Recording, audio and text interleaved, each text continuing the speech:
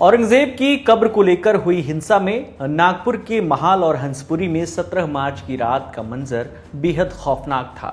हम आपको कुछ सीसीटीवी और मोबाइल से बनाए गए वीडियोस दिखाएंगे, जिससे आपको ये पता चलेगा कि रात करीब 8 बजे के आसपास से लेकर रात 10:30 बजे तक नागपुर में आखिर हुआ क्या था।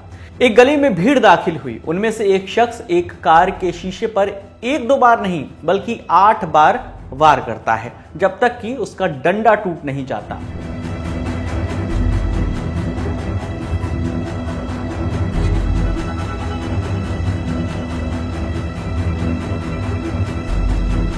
भीड़ में शामिल एक दूसरा शख्स दूसरी कार को निशाना बनाता है। वो कांच पूरी तरह टूटता नहीं है तो वो कार के बोनट पर चढ़ जाता है। पूरी ताकत से पैर मारकर शीशे को गिराने की कोशिश करता है। जो बाहर फंस गए वो कितने खौफ में रहे होंगे। सड़कों पर भीड़ दौड़ रही है, कुछ लोगों के हाथ में तलवारें हैं। ये शख्स तलवार लेकर घूम रहा है, गाड़ियां तोड़ रहा है। किसी ने ऊपर से इसकी हरकतों का मोबाइल से वीडियो बना लिया। ये शख्स बाल बाल बच गए। वो अपने स्कूटर लगाते हैं, पीछे से 1-2 लोग भी भागकर घर के अंदर चले जाते हैं। तभी पीछे से आ रही भीड़ स्कूटर गिरा देती है, पत्थरबाजी करने लगती है। कुछ इलाकों में 2 पक्ष आमने सामने आ गए। इस सीसीटीवी में एक पक्ष पत्थरबाजी करता दिख रहा है। कुछ देर में दूसरी तरफ से लाठी डंडे लेकर पथराव करती भीड़ आती है। रास्ते में जो भी मिलता है उसे निशाना बनाया जाता है। सड़कों पर यह सब हो रहा है और घर के अंदर लोग भी डरे हुए हैं। थोड़ी सी खुली खिड़की से बनाए गए इस वीडियो को देखिए, कैसे लोग लाठियां लेकर दौड़ रहे हैं। ज्यादातर ने पहचान छुपाने की कोशिश भी नहीं की। दुकानों को निशाना बनाया गया। हमलावर भीड़ ने ठेले को भी नहीं छोड़ा, गरीब का ठेला भी गिरा दिया। रात के बाद सुबह की तस्वीरें बता रही हैं कि हिंसा करने वाले किस इरादे से आए थे। हिंसक भीड़ अपने पीछे धारदार हथियार छोड़ गई है। गाड़ियों को जलाया गया, बुरी तरह से गाड़ियों को तोड़ा गया। बताया जा रहा है कि हिंसा तब फैली जब ये खबर फैली कि धार्मिक संगठनों के प्रदर्शन के दौरान एक कपड़े को जलाया गया जिस पर कुछ धार्मिक बातें लिखी हुई थी। इस हिंसा को लेकर नागपुर सेंट्रल से बीजेपी के विधायक प्रवीण दटके ने कहा कि हिंसा करने वाले लोग बाहर से आए थे। बहुत सारे लोग बाहर से आए, ऐसी मेरी प्राथमिक जानकारी है जो फोन पर मुझे मिली है। और बाहर के लोग आकर बस्ती का जो बंधुभाव है, जो दोनों समाज के लोग एक साथ रहते हैं, उनके बीच में तकरार पैदा करने की कोशिश उन्हें की। बहुत सारी गाड़ियां जलाई, राम मंदिर गली होंगी, जुना इस्लाम कॉलेज का परिसर होगा, भालदारपुरा होगा, बुद्धूखा मीनारा होगा, गौरीपुरा होगा, चित्रा टॉकीज का परिसर होगा। इन सारे बस्तियों में बाहर से आए लोगों ने पत्थरबाजी की है, गाड़ियां फोड़ी है, घरों तक आग लगाई है। गांधीबाग सहकारी बैंक उस पर पत्थरबाजी की है, ऐसी मेरी प्राथमिक जानकारी है। और ये सारा बाहर से लोग लाकर, एक समाज के लोग बाहर से आए, उन्होंने प्लानिंग करके सारा किया है, ऐसा मुझे प्राथमिक अंदाज नागपुर से मिला है। मुख्यमंत्री से लेकर डिप्टी सीएम, सब सरकार में शामिल जितने भी लोग हैं, हर कोई इसे पहले से रची साजिश बता रहा है और उसी ओर उनका इशारा भी है। हिंदू परिषद व बजरंग दलाच्या कार्यकर्त्यांनी औरंगजेबाची कबर हटाव असे नारे देत आंदोलन केले। हे आंदोलन करताना त्यांनी गवताच्या पेंड्या असलेली प्रतिकात्मक कबर त्या ठिकाणी जाळली। एका डीसीपीवर तर थेट कुऱ्हाडी विवाह हा त्या ठिकाणी करण्यात आलेला आहे।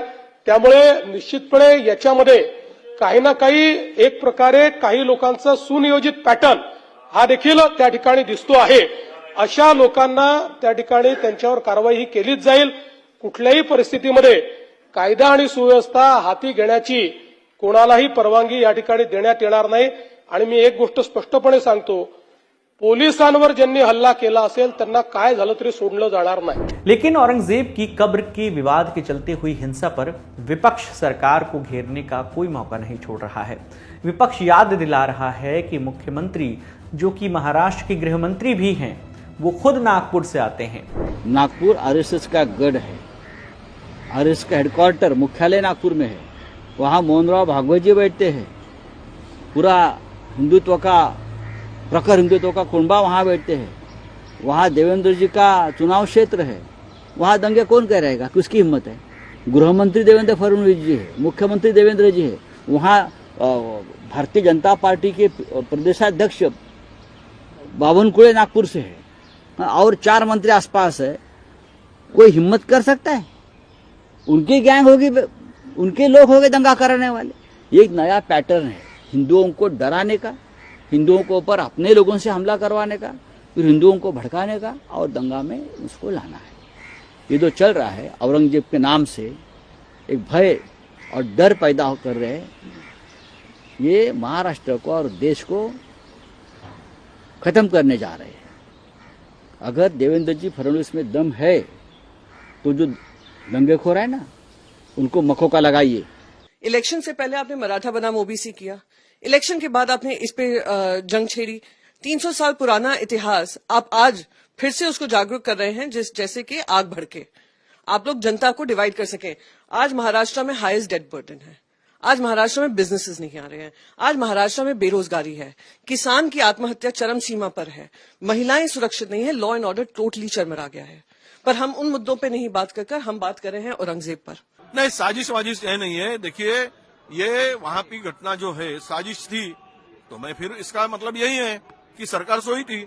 अगर साजिश चल रही थी तो सरकार क्या काम कर रही थी? नागपुर में 17 मार्च की रात हुई हिंसा में 30 से ज्यादा लोग घायल हुए हैं, 60 से ज्यादा लोगों को हिरासत में लिया गया है। इस हिंसा में 30 गाड़ियों को जला दिया गया है, बड़ी तादाद में तोड़फोड़ की गई है। फिलहाल नागपुर के कई इलाकों में कर्फ्यू लगा हुआ है।